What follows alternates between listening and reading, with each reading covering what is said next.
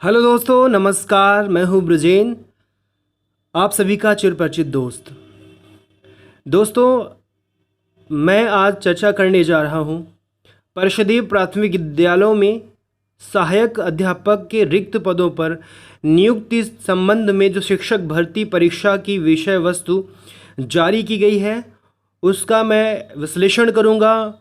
उसको मैं स्पष्ट करूंगा कि ये जो विषय वस्तु है क्या है और इसे कैसे तैयार करनी है और कैसे इस परीक्षा में हम पास हों। इसकी रणनीति क्या होनी चाहिए, जो विषय यहाँ पे दिए जा रहे हैं उन विषयों में किन किन टॉपिक्स को आपने ऑलरेडी पढ़ा हुआ है और किन किन टॉपिक्स को आपको और अच्छे से तैयार करना होगा, इसकी विस्तृत चर्चा मैं इस वीडियो में करूँगा। उन सभी दोस्तों को ये वीडियो बहुत ध्यान से देखना चाहिए जिन्होंने टेट की परीक्षा पास कर ली है या उन्होंने आंसर की से मिला लिया है कि वो जो पासिंग मार्क है उसको वो क्रॉस कर चुके हैं, और जो अभी टेट परीक्षा को पास करने की प्रिपरेशन कर रहे हैं उनको भी देखना चाहिए, ताकि उन्हें ऑलरेडी शुरू से ही उन्हें पता चले कि इस परीक्षा के बाद भी हमें अगली परीक्षा की तैयारी करनी है, तो उसमें क्या क्या टॉपिक हमें टेट में भी पढ़ना है और अगली परीक्षा के लिए पढ़ना है। दोस्तों, हालांकि आप सभी के पास ये जो शासन की तरफ से विषय वस्तु दी गई है आप सभी के पास होगा, लेकिन फिर भी मैं इसका एक विश्लेषण करूंगा एक एक विषय का, और अच्छे से मैं एक्सप्लेन करूंगा कि कैसे क्या करना है ताकि हम इसको भी आसानी से कर सकें और इसमें हमें अच्छे मार्क्स मिल सकें।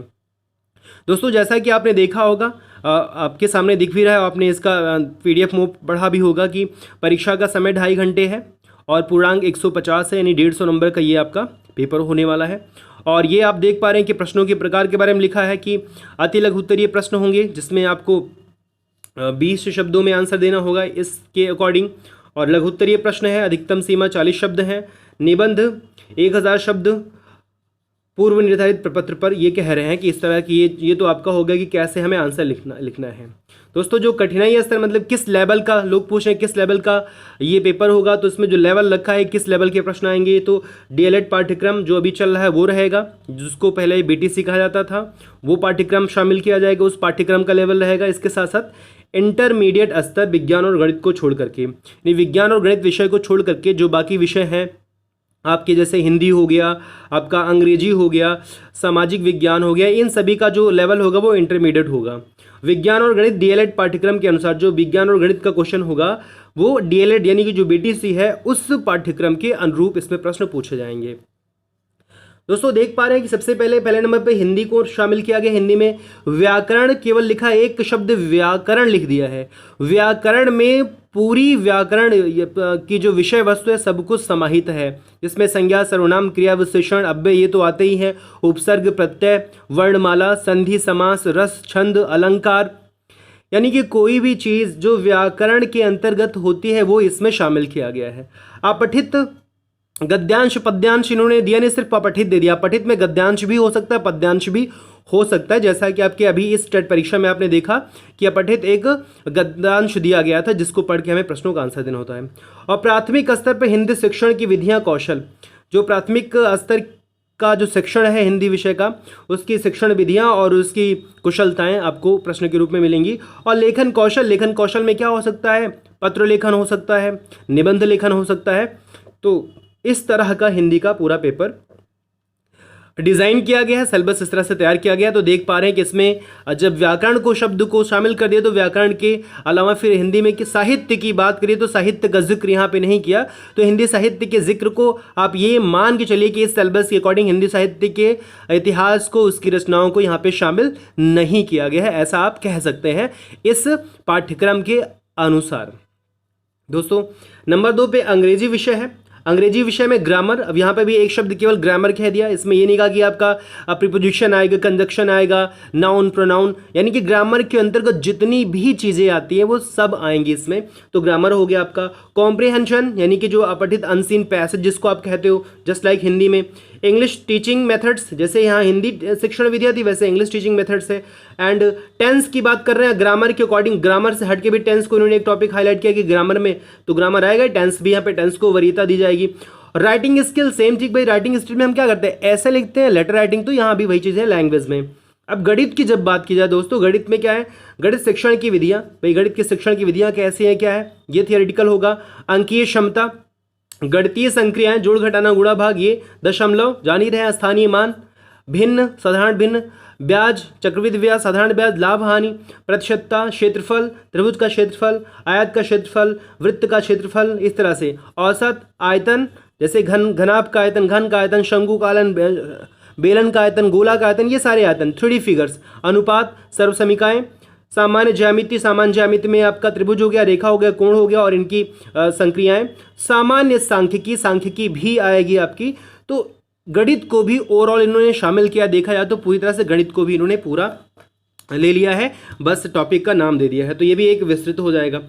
अब विज्ञान की बात कर रहे हैं दोस्तों, नंबर 3 पे विज्ञान है। तो दैनिक जीवन में विज्ञान, गति, बल, ऊर्जा, दूरी, प्रकाश, ध्वनि, सूक्ष्म जीवों की दुनिया, ये आपकी बायोलॉजी हो गया। जीव विज्ञान, स्वास्थ्य, ये भी वही, स्वच्छता एवं पोषण, पर्यावरण, प्राकृतिक संसाधन, पदार्थ एवं पदार्थ की अवस्थाएं, अम्ल, क्षार, लवण, धातु, अधातु। तो जितना आपने टीईटी परीक्षा में अगर तैयार किया है विज्ञान को, तो वही सब फिर से यहाँ आ रहा है, उसी चीज़ों को यहाँ पे फिर से आपको देखना है। अब ये जो दोस्तों ये जो पेपर आया है, ये उन दोस्तों के लिए बिल्कुल नया होगा जिन लोगों ने अभी इस विषय को नहीं अच्छे से पढ़ा होगा। हालांकि ये थोड़ा बहुत तो आपके एनवायरनमेंट के सेक्शन में था, लेकिन विस्तृत लेवल से इसको देखना होगा कि देश, प्रदेश, राजधानी, महत्वपूर्ण दिन, तिथियां, नदियां, पर्वत, महाद्वीप, महासागर, जीव, प्रसिद्ध रचनाओं को आखिरकार शामिल ही कर लिया गया। लेखक, मुद्राएं, भारतीय स्वतंत्रता संग्राम, भारत समाज सुधारक, राजा राम मोहन राय, ईश्वरचंद्र विद्यासागर, गोविंद रानाडे, इनकी जो महत्वपूर्ण चीज़ें हैं, इनकी जो महत्वपूर्ण संस्थाएं हैं, ब्रह्म समाज, ये सब जितनी भी ब्रह्म समाज, आर्य समाज, इनसे संबंधित क्वेश्चन, भारतीय संविधान, हमारी शासन व्यवस्था, यातायात एवं सड़क सुरक्षा, भारतीय अर्थव्यवस्था, चुनौतियां, खेल कूद, योग, हमारी सांस्कृतिक विरासत, समसामयिक घटनाएं। दोस्तों सब कुछ शामिल कर लिया है इसमें। ये एक विस्तृत पेपर है, हालांकि ये सबसे बड़ा पेपर 30 नंबर का है। बाकी आप यहाँ पे देख रहे थे कि सब 15-15 नंबर के हैं आपके। ये सबसे बड़ा पेपर है जिसकी तैयारी आपको अभी से शुरू करनी होगी, क्योंकि ये 30 नंबर आपको दिलाएगा और इसका सिलेबस बहुत ही वास्ट है, बहुत ही विस्तृत है। इसकी तैयारी पर आपको अधिक से अधिक समय देना होगा, क्योंकि इसमें जो है आपको बहुत ज़्यादा मेहनत करनी होगी। ये एक बहुत ही व्यापक कोर्स है, बड़ा कोर्स है। दोस्तों अगले नंबर पे तार्किक ज्ञान है, जिसको रीजनिंग कहते हैं। तो रीजनिंग अभी मोस्टली दोस्तों ने रीजनिंग पढ़ा नहीं, जो प्रिपरेशन कर रहे हैं कंपटीशन की, एसएससी की, बैंक की, आईएएस, पीसीएस या अदर कंपटीशन की प्रिपरेशन कर रहे हैं, उन लोगों ने तो रीजनिंग पढ़ा है, तार्किक ज्ञान पढ़ा। लेकिन जो दोस्त हमारे अभी सिर्फ बेसिक में थे, टीचर थे, शिक्षा मित्र थे या अब वो बीटीसी कर रहे हैं, तो मोस्टली लोगों का इस विषय से कोई टच नहीं रहा है। लेकिन मैं आपको गारंटी देता हूं, अगर आप मेरे लेक्चर देखेंगे तो ये सबसे इजी विषय आपको मैं रीजनिंग बताऊंगा, सबसे आसान अब तक के सभी विषय में, सबसे इंटरेस्टिंग, सबसे रुचिकर होता है, सबसे आसान होता है रीजनिंग। बहुत ही इजी है, इसको बहुत ही इंटरेस्टिंग तरीके से मैं कवर कराऊंगा। इसमें बिल्कुल डरने की जरूरत नहीं, बहुत ही आसान होता है, सबसे आसान ही होता है। एनालॉगीज, इसको समरूपता कहते हैं। असर्शन एंड रीजन, अब चूंकि आपने पढ़ा नहीं तो सब कुछ नया होगा दोस्तों, तो बिल्कुल घबराना नहीं है। बाइनरी लॉजिक, ब्लड रिलेशन जिसको रक्त संबंध कहते हैं, क्लासिफिकेशन होता है। क्लॉक्स, घड़ियाँ, कैलेंडर तो थोड़ा बहुत आपके इसमें भी था। कोडिंग एंड डिकोडिंग इसमें है, और कोडेड इनक्वालिटीज, कोडिंग डिकोडिंग है। क्रिटिकल रीजनिंग है, क्यूब्स एंड डाइस है। पासा कहते हैं डेटा इंटरप्रिटेशन, थोड़ा सा मैथ्स का टच लिया हुआ है। डायरेक्शन टेस्ट, दिशा परीक्षण है। और group and selections, grouping and selections है। इंटरफ्रेंस, लेटर सीरीज श्रृंखला है। नंबर सीरीज है। पजल है। Symbols and notations, Venn diagrams. दोस्तों बिल्कुल भी टेंशन नहीं लेना कि इंग्लिश में लिखा हुआ है तो कैसे होगा, क्या होगा। आप परेशान हो जाइए कि कैसे, अब तो कुछ होने वाला नहीं। अगर मुझ पे ट्रस्ट है, आप मुझ पे यकीन कर रहे हैं, मुझ में विश्वास जता रहे हैं, तो आप बिल्कुल टेंशन फ्री हो जाइए। ये सेक्शन इतने अच्छे से तैयार कराऊंगा कि रीजनिंग के आपके जो 10 मार्क्स है, 10 के 10 आपको मिलने वाले, इसमें आपके एक भी मार्क्स कटने वाले नहीं, अगर लगातार आप अच्छे से रेगुलर वीडियो को वॉच करते रहेंगे, जो सीरीज में स्टार्ट करूंगा आने वाले टाइम पे। दोस्तों आपने देखा कि ये 2.5 घंटे का पेपर है। इसमें आपने देखा कि ये 15-15-15 करके है और ये 30 नंबर का है। तो इसका टोटल आप निकालेंगे तो भाई आप देख पा रहे हैं कि ये 60-30-90 हो गया, और 90-10-100, 100 नंबर का ये हो गया दोस्तों। अब बाकी बचा 50 नंबर, वो कहाँ है दोस्तों? ये आपका भाग 2 है, पेपर का भाग 2। 1 घंटा समय इसके लिए मिलेगा। इसमें शिक्षण कौशल, टीचिंग एप्टीट्यूड, टीचिंग स्किल्स के बारे में इसमें आपको डिस्क्राइब करना होगा। 30 + 20, एक तो निबंधात्मक है, निबंध 20 नंबर का है और ये 30 नंबर का दोस्तों। शिक्षण अधिगम के सिद्धांत, बाल विकास एवं सीखने की प्रक्रिया, वर्तमान भारतीय समाज, प्रारंभिक शिक्षा, समावेशी शिक्षा, प्रारंभिक शिक्षा, नवीन प्रयास, शैक्षिक मूल्यांकन, आरंभिक पठन कौशल, शैक्षिक प्रबंधन एवं प्रशासन। दोस्तों अगर आपने बीटीसी किया हुआ है या जो नया कोर्स है उसको कर रहे हैं, तो आप ये सारे टॉपिक्स वहाँ पे ज़रूर पाएंगे, वहाँ पे इंक्लूडेड है, टेक्स्ट बुक में मिल जाएगा। फिर भी इसकी प्रिपरेशन हो जाएगी, इनके लिए बिल्कुल टेंशन नहीं लेना है, क्योंकि ये सब सिलेक्टेड टॉपिक्स हैं जो आपको बहुत ईजिली समझ में आ जाएंगे और ये भी बहुत आसानी से प्रिपेयर्ड हो जाएंगे।